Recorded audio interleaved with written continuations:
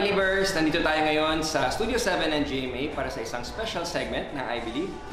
Kasi naman, feeling blessed kami dito sa I-Believe dahil sa inyong suporta. Kaya naman, today we want to give back and make somebody feel very special. Isa siya sa mga pinaka-loyal na sumusuporta sa atin sa I-Believe. Ako si Marilyn Concepcion ng Rosario, Cavite, grade 3 science teacher. Bata pa lang ako, hinais ko na maging teacher. Kasi na-inspire ako sa tita ko, na isa ring guro. Sa panonood ko ng I-Believe, kasi walang tapon eh. Lagi ako nanonood tapos ang dami ko natutunan. May mga resources kami na kulang. Yung pala pag nanonood ako ng I-Believe na marami palang gamit sa bahay na pwede namin gawin kapag mag-experiment kami. Parang unang-unang panood ko yung pamintang durog na nasa tubig. Tapos nag-dip si Chris ng dishwashing doon sa tubig, tapos yung separate yung paminta sa tubig. Yan yung mga, sabi ko sa mga bata ko, sige, testing natin ha, sample natin, kasi ito yung napanood ko sa I-Believe. O, tuwan-tuwa yung mga bata nung nakita nila yun eh. Sabi nila, pwede pala yun. Nakakabilib talaga si Marilyn, pero kamusta man kaya ang kanyang Pasko? Namimiss ko yung si tatay. Dahil kami, 4 na magkakapatid na babae, tuwing manonood na tatay ko ng basketball.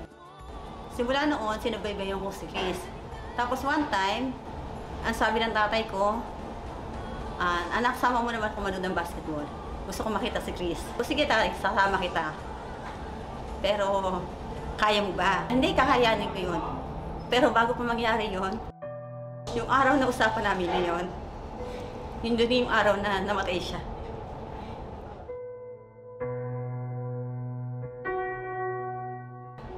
Tapos kapag ngayon, hanggang ngayon si Chris ay may time na pag na-invite kami na manood ng I-Believe o may outreach siya, sumasama kami. Sumasama ako para nakita siya. Kasi sa pamagitan ni Chris, parang naaalala ko pa rin yung tatay ko. Si tatay kasi masipag. Lahat ng trabaho, ginagawa niya. Hindi siya sumusuko. So, ako kahit teacher, ang dami kong trabaho. Hindi, parang kahit gusto ko na sumuko. Yung isang sabi nga ng tatay ko, pag nandiyan ka na, gawin mo kung ano nararapat mong gawin. Huwag ka susuko. Dahil may magandang bubunga rin naman niya, mga pasisikap mo.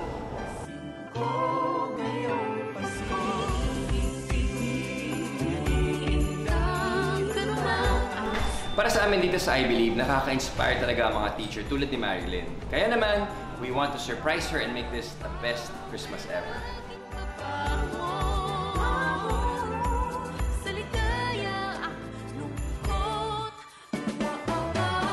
Hello, Marilyn! Merry Christmas and welcome to GMA.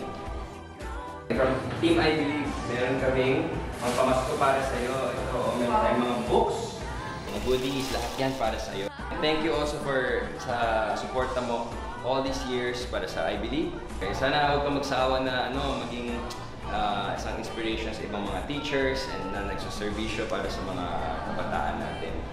Thank you so much and Merry Christmas! Merry Christmas!